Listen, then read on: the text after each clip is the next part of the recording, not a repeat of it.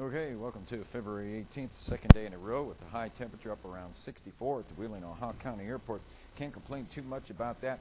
See the record high, 68 back in 1981. And hey, we were only like 4 degrees from the record high, so this is unusually warm. And look at the record low, -5, set back in 1943. 30 days left till the first day of spring. We'll start 30 days in about 3 hours, 30 days in 3 hours.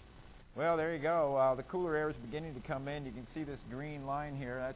Those are temperatures in the 50s. They're still in the low 60s here. Warm spots, Morgantown was 68. We look at the winds. Well, they're pretty strong. If you've been out there, I was riding my bike earlier, and yeah, it's windy.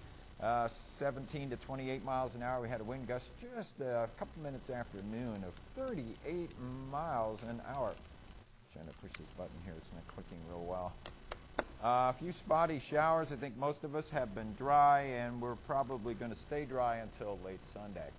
We look and see some really cold air. Look at Minot right now, 3 degrees. That's cold. That's real cold. Meanwhile, you can see the warm stuff from Boston down to about Louisville and all the way to El Paso. But the cooler air is moving in from the west, and we will feel more like February tomorrow and tomorrow night.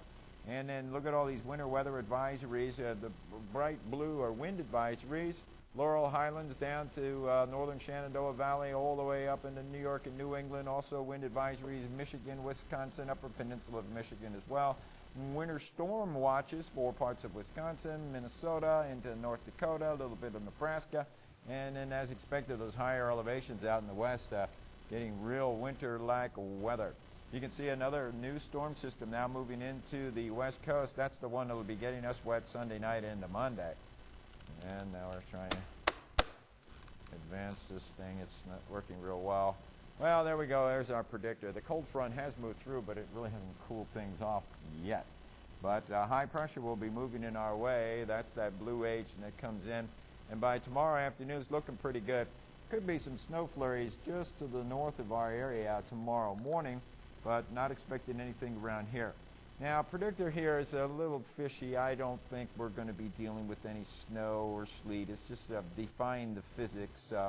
The determination of whether it's snow or rain is based on the estimation of the surface temperature, and it should actually also include the 850 millibar, maybe 950 millibar temperatures as criteria. I think if there is any snow late Sunday, it's going to be north of Interstate 80.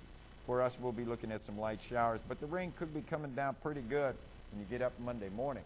And then Monday afternoon late, that's when we start getting some colder air come in. There's a second wave of low pressure along the cold front, and it looks like Monday night into Tuesday we'll get a snow enough to coat the ground.